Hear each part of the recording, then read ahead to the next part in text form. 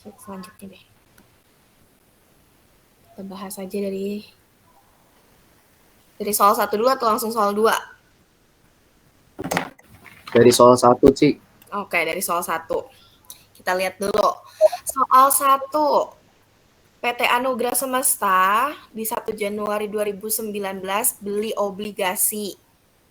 Nilai parnya $300.000, 9%, jatuh temponya 1 Januari 2022. Berarti berapa tuh umur obligasinya? 19, 20, 21, 3 tahun ya. Bunga dibayar setiap tanggal 31 Desember. Tingkat bunga pasar 10%. Terus perusahaan akan menjual kembali obligasi ini sesegera mungkin pada saat tingkat bunga mengalami penurunan. Kalau di soal ini berarti dia kategori apa? Held to maturity, held for collection and selling, atau yang satu lagi yang available for sale ya kalau nggak salah. Satu lagi itu yang dia perjualbelikan. Menurut kalian dia ini kategori yang mana?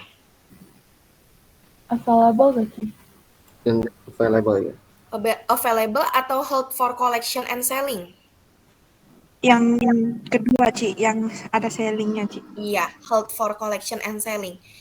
Kenapa kayak gitu? Karena di sini dia bilang dia akan jual kalau tingkat bunganya mengalami penurunan. Berarti kalau mengalami kenaikan dia jual nggak? Enggak. Enggak. Berarti udah pasti belum dia jual? Belum. Belum. Berarti dia held for collection and selling.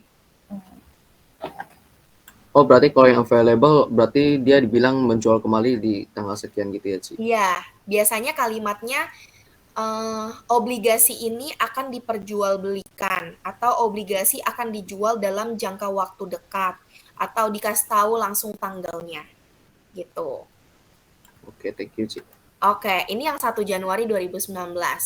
Terus kita lihat 1 Maret 2019, dia beli lagi obligasi PT ARA, nilai parnya $3 juta, kupon rate 7%, jatuh tempo 1 Maret 2024. Berarti ini umur obligasinya berapa tahun? 5. Ya, 5 tahun ya. Terus, bunga dibayar setiap tanggal 1 Maret dan 1 September.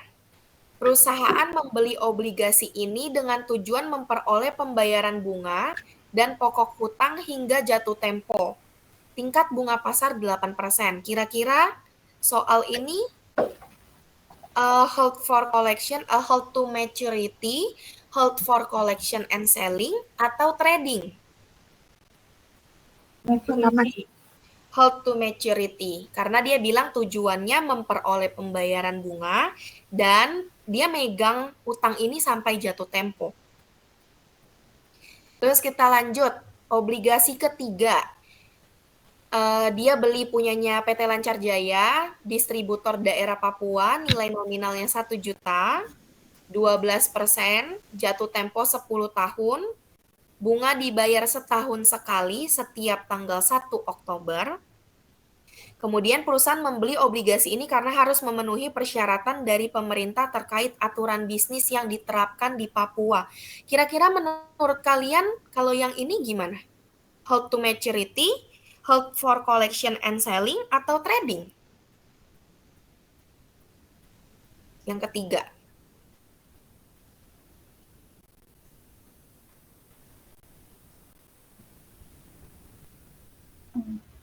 Maturity Trading juga. mungkin, Ci. Maturity ya. Hold to Maturity. maturity. Karena dia di sini dibilang perusahaan beli ini karena memenuhi persyaratan dari pemerintah. Gitu. Selama dia masih punya perusahaan di Papua, nggak mungkin dong dia jual. Karena dia bilang ini terkait aturan bisnis. Jadi dia wajib punya obligasi ini. Makanya dibeli. Berikut ini harga pasar per lembar obligasi di, kayaknya bukan per lembar deh. Ini pokoknya totalnya. Soalnya kalau di sini sudah diketahui totalan ya. Per 31 Desember 2019.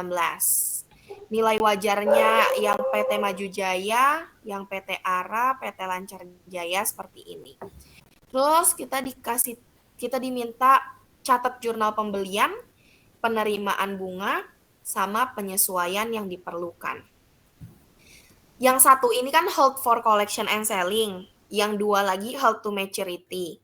Kalau hold for collection and selling, valuation-nya dia harus dilaporkan sebesar fair value atau amortized cost. Hold for collection and selling.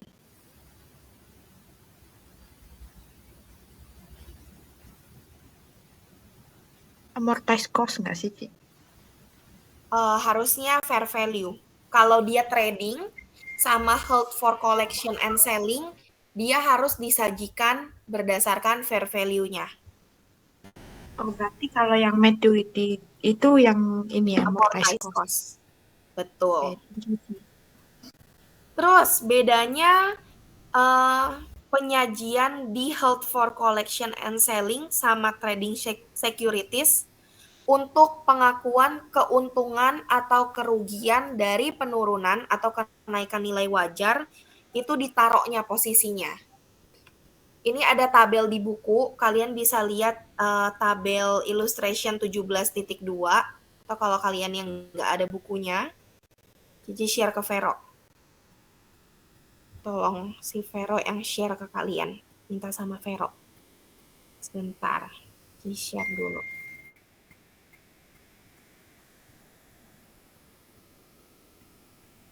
Nah, itu kalian bisa lihat di situ. Untuk pengakuan unrealized gain or loss. Kalau held for collection, karena dia disajikan berdasarkan amortized cost, jadi nggak ada unrealized gain or loss. Kalau yang held for collection and selling, unrealized gain or loss-nya itu dicatat sebagai komponen dari OCI. Kalau yang trading itu dicatat di bagian other income.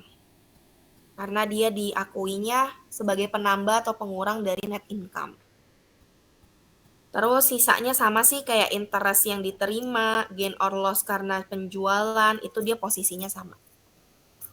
Kita hitung dulu, kalau mau catat jurnal transaksi ini, berarti soal 1.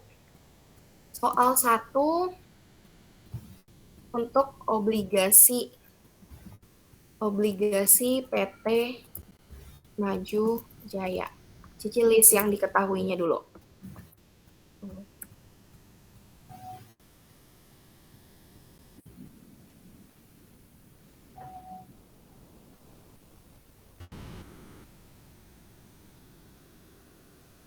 Diketahui untuk PT Maju Jaya.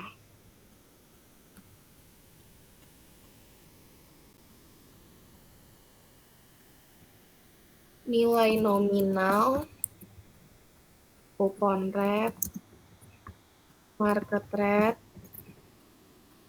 sama N. Terus obligasi PT Ara.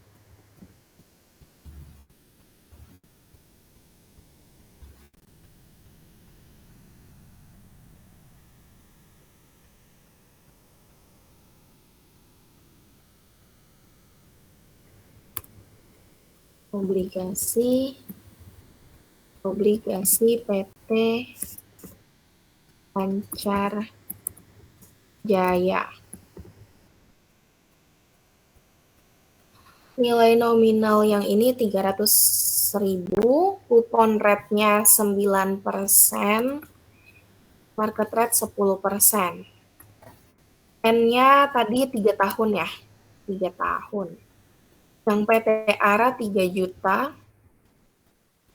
terus kupon rate-nya 7%, dia dibayarkan 2 kali, berarti 7%-nya harus dibagi 2. Terus 8% suku bunga pasarnya, kita bagi 2. Umurnya itu 5 tahun, berarti 5 kita kali 2. Yang satu lagi nilai nominalnya 1 juta, kupon rate-nya 12%, market rate 10%, N-nya 10 tahun.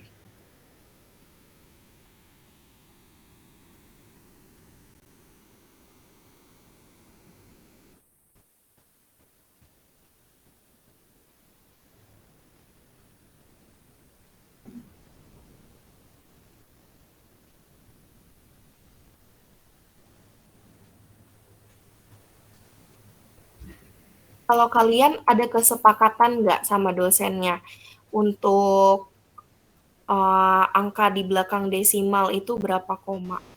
Angka di belakang komanya itu ada berapa? Angka desimalnya berapa angka? Atau persentasenya langsung dibulatkan ke atas mungkin? Udah ngomong sih, Ci. Ada kesepakatan nggak? Enggak ya? Enggak, Ci. Ada 2, Ci. Oh, Palingan 2 belakang koma, Ci. iya sih.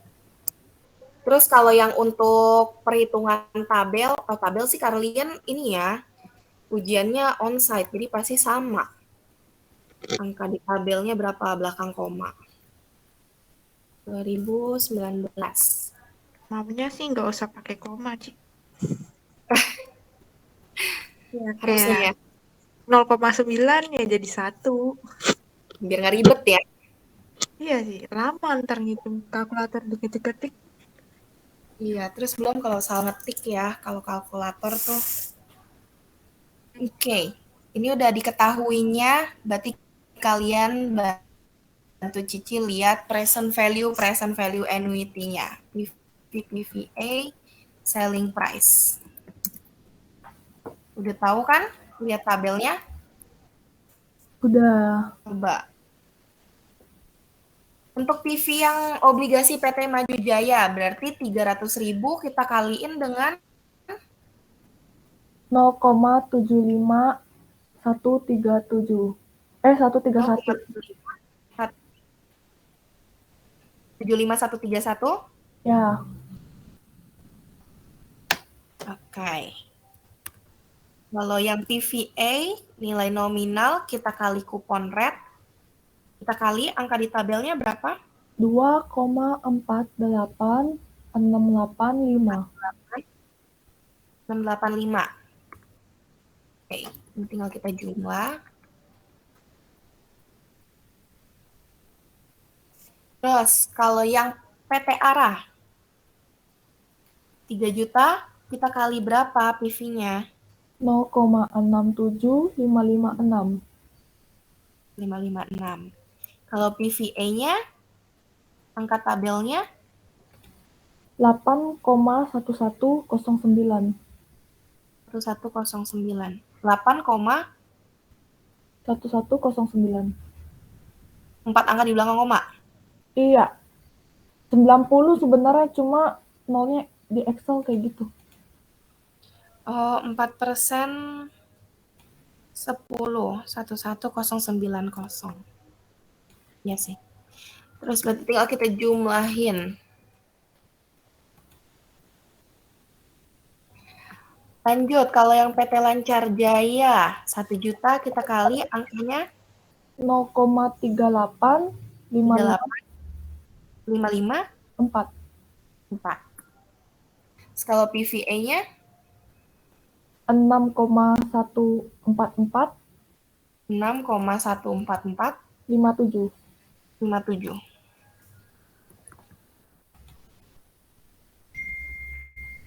Sama hasilnya, mungkin ada yang hitung juga? Sama, Ci. Sama ya. Kalau gitu jurnalnya gimana untuk PT Maju Jaya yang kita beli? Debt investment pada cash. Jurnal tanggal 1 2019. Itu debt investment pada cash. Nilainya sebesar si ini ya, present value-nya. Iya. Sama juga untuk obligasi untuk pembelian, berarti di tanggal 1 bulan 3 2019, jurnalnya sama.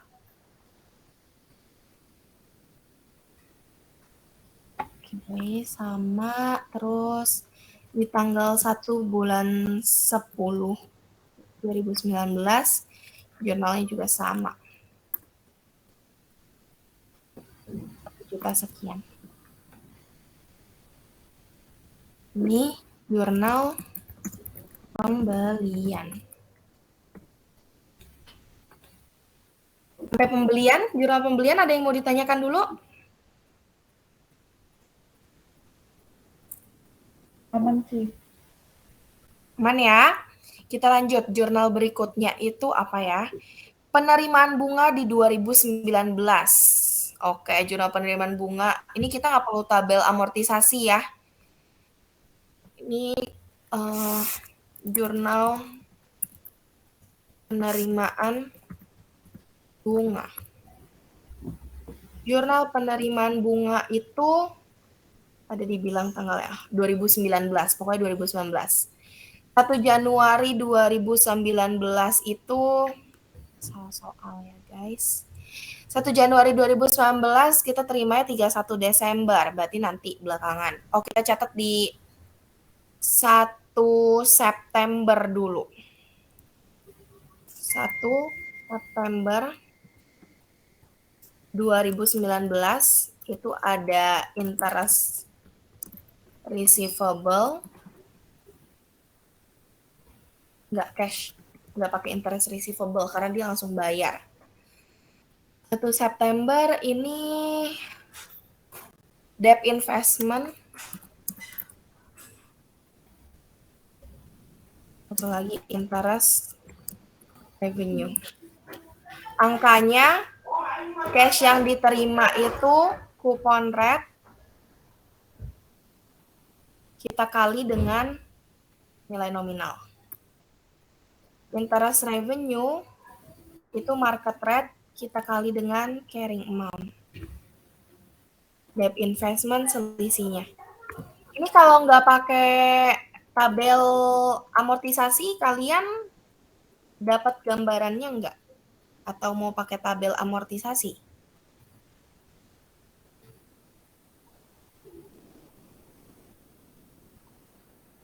Mau pakai tabel amortisasi atau nggak usah? Kalau aku sih buat sih, Ci, biar lebih gampang aja, nggak keliru.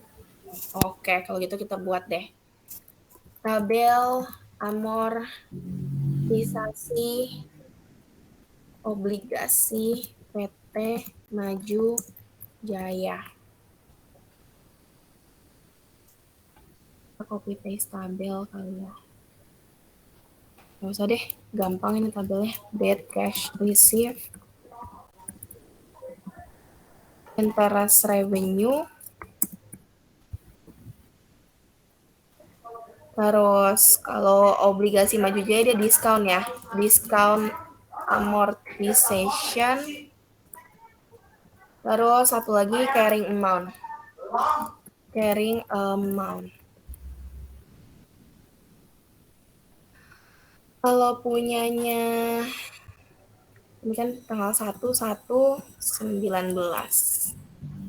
1/20, 11/21, 1/22. Tabel amortisasi yang berikutnya punya PT Ara. 10 tahun ya, 10 kali pembayaran bunga setiap bulan 3, satu lagi bulan 9. 1, 9, 19, 1, 3, 19, 20, 1, 9, 20.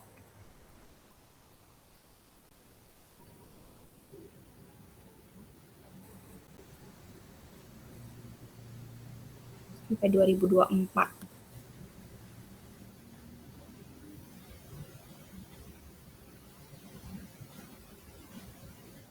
Tabel yang terakhir punya Lancar Jaya. Lancar Jaya. Dia pembeliannya di 1 Oktober 2019. Pembayaran bunganya setiap 1 Oktober. 1, 10, 20. 10 tahun. Oke.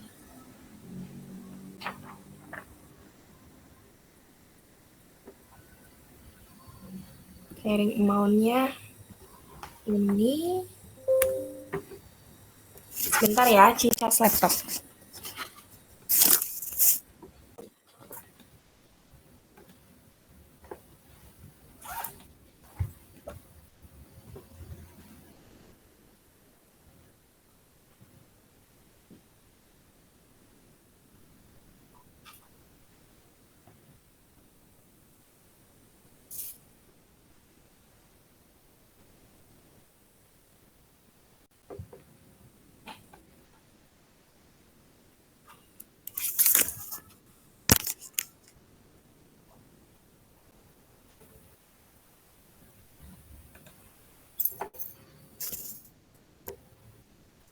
Kalian kalau ada yang mau ditanya, langsung tanyain ya. Ini Cici isi tabelnya sendiri. Soalnya Cici anggap kalian udah paham buat isi tabel. Kalau ada yang masih belum paham, apa bilang aja.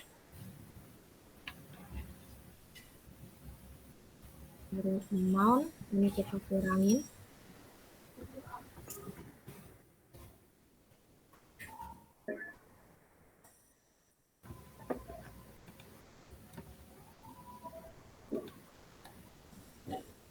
Punya PT ARA itu ini. Cash receive-nya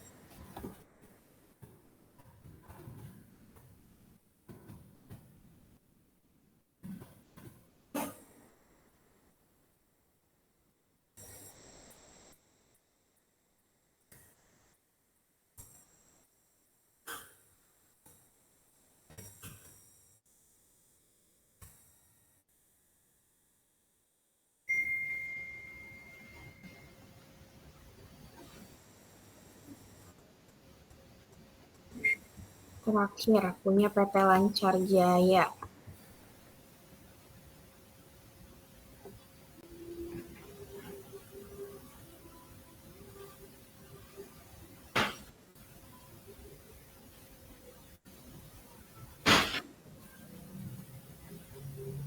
Ini yang punya PT Lancar Jaya premium ya. Premium amortization.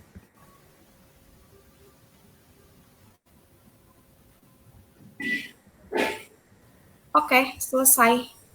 Berarti untuk jurnal penerimaan bunga di tanggal 1 September dulu ya. Yang ini 1 September 2019 yang ini. Angkanya sama ya di sini. Sama Ci. Berarti nggak perlu. Sebenarnya kalau lihat tabel bisa kayak gini atau kalau di sini Cici pakai rumusnya sama aja.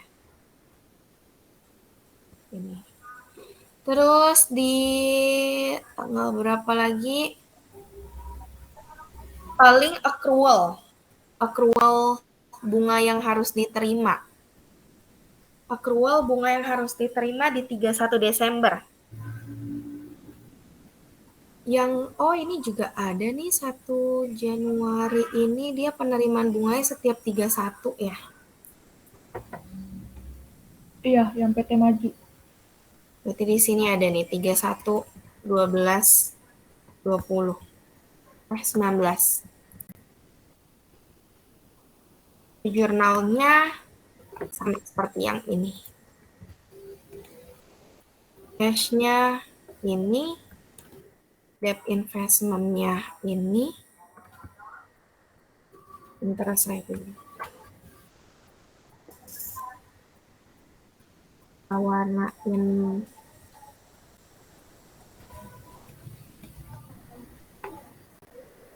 Berarti di sini harus tanggal 31/12/19. 31, 12, 20, 31, 12, 21.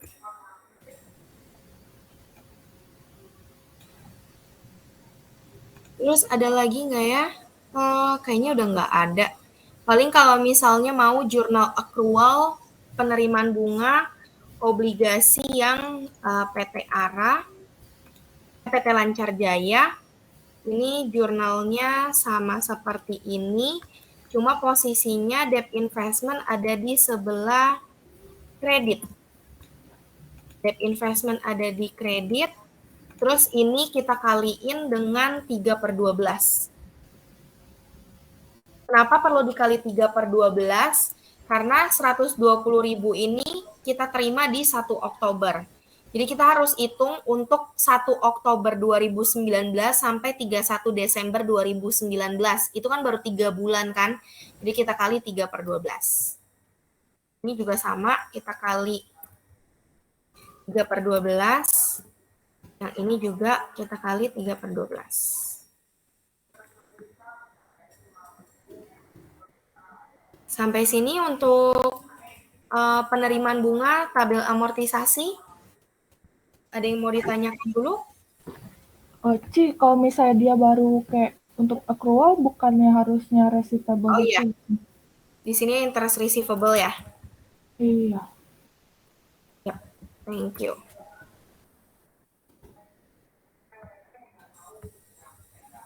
Ada yang mau ditanya? Masih aman?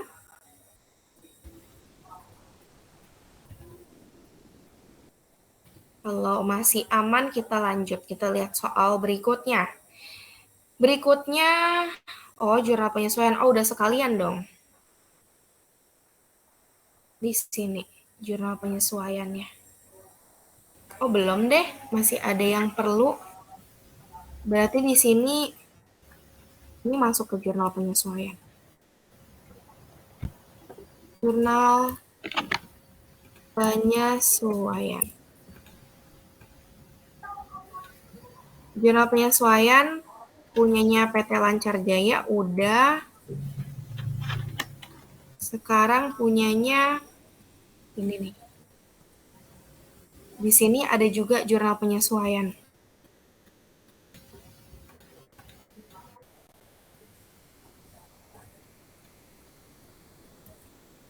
Jurnalnya seperti ini, tapi kita kaliinnya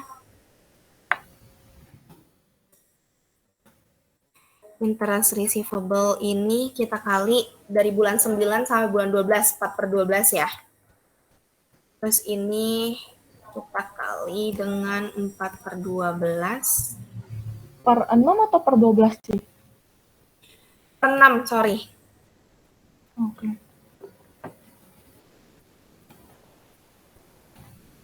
Yang ini juga 4/6. 4/6. Udah, selesai. Soal 1 ada yang mau ditanyakan? Soal 1 cuma seperti ini. Kalau PT Maju itu kita perlu buat fair value adjustment-nya atau enggak sih? Oh ya, dia ada yang ini ya, held for collection and selling. Buat. Oke. PT Maju Jaya, carrying amount-nya 294.792. Di soal ini berapa? 298. Karena dia held for collection and selling, berarti harus dimasukin ke OCI, unrealized gain or loss-nya. Kita catat jurnalnya dengan seperti ini. Wait.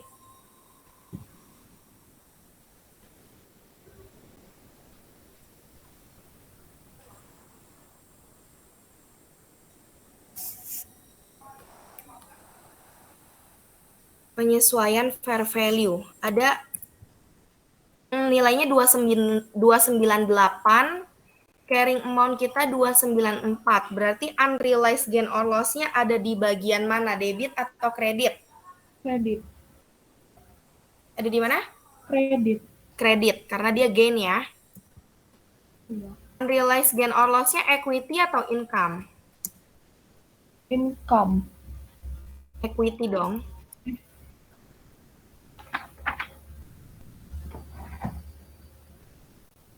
Kan held for collection and selling. Kalau yang OCI itu equity ya, Ci? Iya, Oke, thank you, Ci. oke. Berarti di sini nanti ada unrealized gain or loss, equity, ada accumulated other OCI. Accumulated OCI.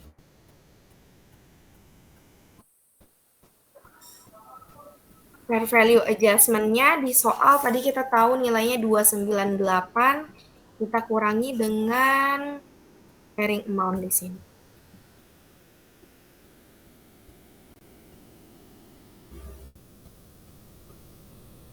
Udah, sampai sini. Ada yang mau ditanya? Atau bingung? Mau diulang? Ada yang perlu diulang mungkin? Mungkin kecepatan Cicinya ngerjain. Ci, nanya Ci. Itu held for collection and selling itu termasuk equity ya? Yang mana? Held for collection and selling. Iya, masuknya equity. Karena dia posisinya dia taruh unrealized gain or loss-nya kan ke OCI. Dia itu equity. Kalau yang trading securities baru income. Oke, thank you, Ci. Oke. Ada lagi yang mau ditanya? Atau mungkin udah pusing? Yang udah pusing mungkin bisa raise hand. Udah gak kuat. Oh ternyata banyak ya yang pusing ya. Gak apa-apa, pelan-pelan. Nanti abis ini Cici share. Kalian kalau mau tanya-tanya boleh. Kalian ujiannya siang kan besok? Iya, siang jam 1, Ci. Gampang lah. Jam 1 masih banyak waktu. Bisa kok, masih bisa tanya Cici kok. Tenang aja. Itu tanya, Ci. Kenapa? Terkait ini, leasing. Gimana? Kan Leasing. leasing itu bayarnya per tahun ya. Bisa nggak dia kalau setengah tahun gitu, Ci? Bisa, tapi jarang tahu ada yang kayak gitu. Biasanya pasti setahun. Iya, Ci. Jadi udah overthinking nih. Jadi udah Kalau setengah tahun kayaknya pusing, Ci. Mana angkanya jadi begitu? Nggak mungkin setengah tahun. Nggak mungkin. Lanjut, Ci. Tapi kalaupun emang setengah tahun begitu, ngitungnya sama kayak bonds. Nanti si umur sewanya itu buat bikin tabelnya ya. Tabel di sini nih. Umur sewanya kalian 2 aja. Terus implicit rate atau incremental rate yang dipakai bagi 2. Udah, tinggal nanti buat tabel amortisasi. Baik. Thank you, Ci. Oke. Ada lagi yang mau ditanya mungkin? Kalau nggak ada yang ditanya, kita lanjut nih ke soal 2. Kita lanjut ya, soal 2. Soal 2 kita lihat dulu deh soalnya. Pada tahun 2018, Ellison Company mempunyai beberapa transaksi terkait dengan pembelian saham perusahaan suppliernya untuk menjalin kerjasama yang lebih erat. Transaksi tersebut antara lain, pada tanggal 1 Maret, Ellison membeli 10.000 lembar PT Saham Aman Jaya dengan harga 2.000, di mana outstanding share PT Aman Jaya 100.000 lembar saham. Pada tanggal 5 April, Ellison membeli 250.000 lembar saham PT Wangi Segar dengan harga 5.700, di mana PT Wangi Segar memiliki 625.000 lembar saham yang beredar. Yang ketiga, selama tahun 2018, PT Aman Jaya melaporkan keuntungan 2.500.000.000, membagikan dividen Rp100 per lembar saham, dan harga pasar saham PT Aman Jaya 1.500. PT Wangi Segar melaporkan keuntungannya 1.500.000.000 dan membagikan dividen 500 rupiah per lembar saham. Dan harga pasar saham 7.000. Jurnal pembelian, pembagian keuntungan, dividen, dan penyesuaian fair value. Kalau untuk saham, bentar Cici cari dulu tabelnya deh. Dia ada yang ngasih tahu. Nah, ini dia.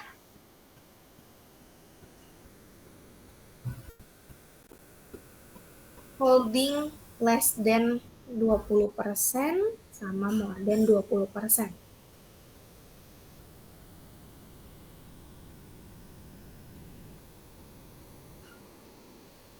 Reporting for equity.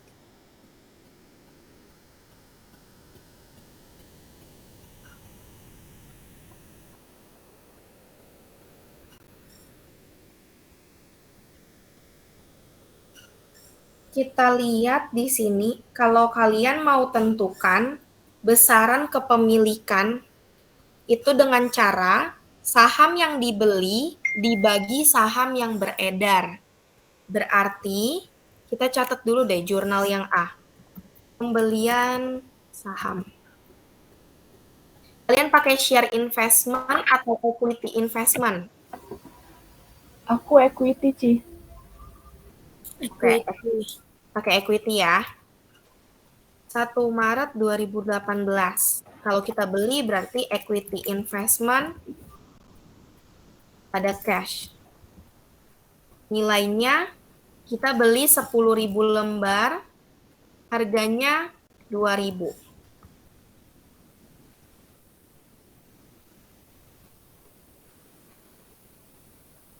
Seperti ini. Terus satu lagi punyanya, kita kasih tanda deh. PT Aman Jaya. PT Aman Jaya.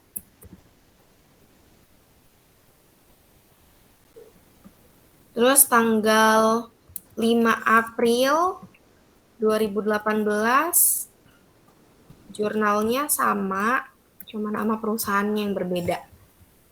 PT Wangi Segar. Wangi Segar. Belinya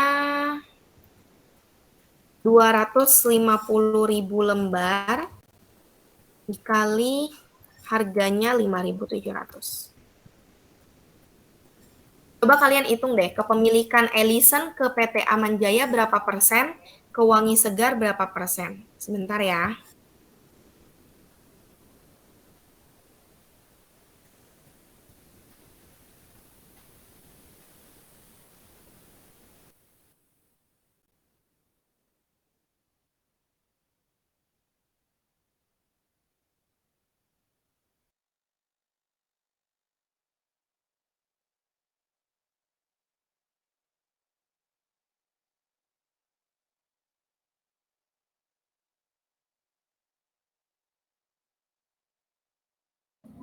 Oke, kita lanjut. Berapa kepemilikannya PT Aman Jaya, Ellison ke Aman Jaya? Berapa persen? Caranya itu lembar saham yang kita beli dibagi lembar saham yang beredar. Di soal ini lembar saham yang dibeli 10.000, lembar saham yang beredar 100.000.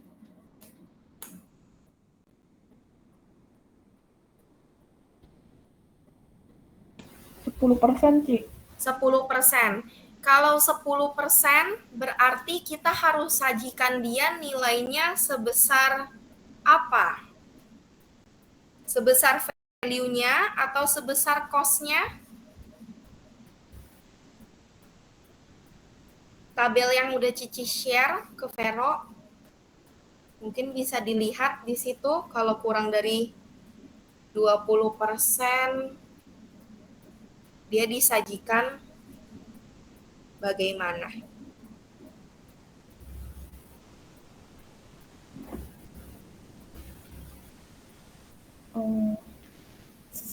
Berdasarkan apa? Equity method. Fair value. Berarti punya PT Aman Jaya sebesar fair value-nya. Terus kalau untuk yang Wangi Segar gimana? Berapa persen kepemilikan kita? 90 Michi. 250.000 dibagi 625.000. 40%. 40%. Berarti kita perlu catat keuntungannya atau nggak usah? Perlu. Perlu. Jadi kalau kurang dari 20% kita nggak perlu catat keuntungan. Kalau di atas 20% kita perlu catat keuntungannya. Lalu pembagian dividen. Kalau kurang dari 20%, dividen diakui sebagai pendapatan. Di atas 20%, dividen itu sebagai pengurang pendapatan. Gitu. Sekarang kita lihat dulu deh. Ini kan jurnal pembelian udah. Jurnal berikutnya adalah jurnal pembagian keuntungan. Yang B, pembagian keuntungan. Untuk PT Aman Jaya tidak ada pencatatan keuntungan karena kepemilikan Ellison atas PT Aman Jaya di bawah 20%, yaitu 10% diperoleh dari 10.000 dibagi 100.000. Kalau misalnya besok ujian ada yang perlu jelasin sesuai kalimat kalian. Jelasin sejelas-jelasnya. Kalau yang satu lagi untuk PT Wangi Segar itu dia kita catat di 31 Desember berarti 31 12 18.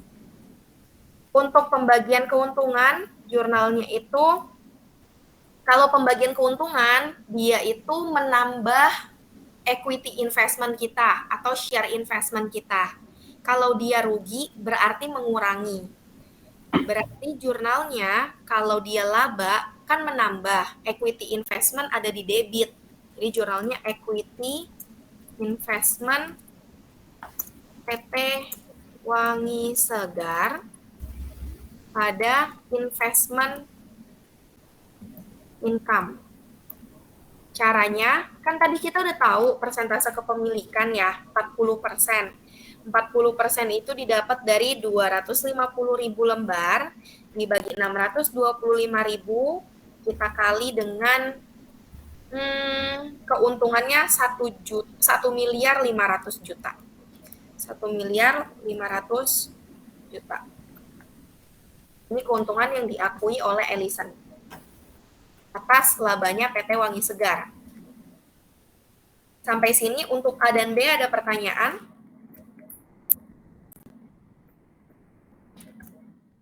Nanti. Aman ya? Kita lanjut. Pembagian dividen. Nah, kalau pembagian dividen, untuk pembagian dividen yang kita terima dari PT Aman Jaya, kita akui sebagai dividen revenue. Di soal ini tuh langsung ya, berarti kita langsung terima.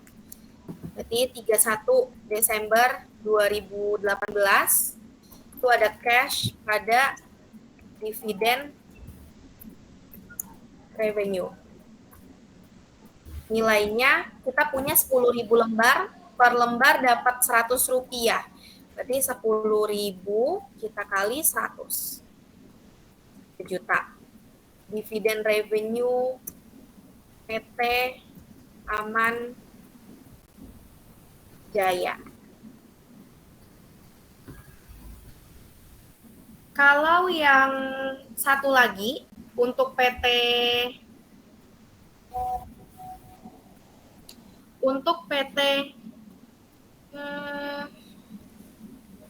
Wangi Segar, dividen ini pengurang dari equity investment-nya. Jadi jurnalnya itu cash pada equity investment PT Wangi Segar. Nilainya kita punya 250.000 lembar, satu lembarnya 500 rupiah. Jadi 250.000 kita kali 500. Ini dividen yang kita peroleh. Dan terakhir untuk penyesuaian fair value.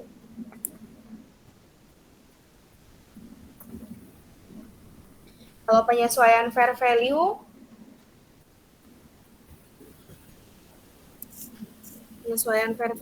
cuma dilakukan untuk yang PT Aman Jaya, karena kan dia kepemilikan di bawah 20% ya, jadi harus disajikan sebesar fair value-nya.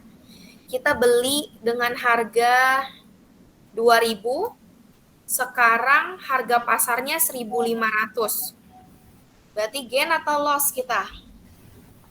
Unrealized-nya dari debit atau kredit? Debit. Debit. Unrealized gain or loss. Income atau equity? Equity. Coba kita lihat soalnya deh. Kalau dari soal kayaknya sih non-trading ya. Soalnya dia nggak bilang untuk dijual sewaktu-waktu, tujuan pembeliannya untuk menjalin kerjasama. Berarti di sini equity. Dan ada fair value adjustment. Ci, Ya, bedanya unrealized sama unrealized holding itu apa ya, Ci? sama aja sih, beda penggunaan akun aja. Oke, Ci, thank you. Oke. Kalau udah kayak gini, kita tinggal catat accumulated OCI dengan unrealized gain or loss. Equity.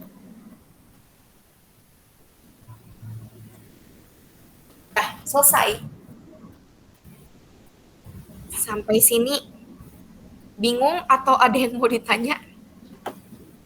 Segini untuk PT, satu lagi wangi segar, tidak dilakukan penyesuaian fair value karena kepemilikan lebih besar dari 40%. Udah. Di sini ada yang mau ditanyakan dulu? Atau ada yang mau diulang? Mungkin kecepatan penjelasannya untuk soal investment.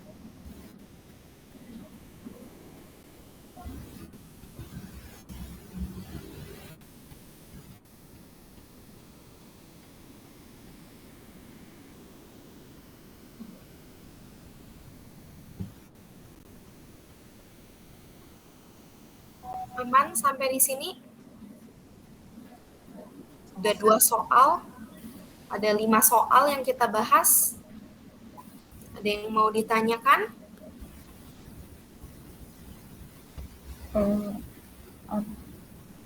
Belum ada, Ci.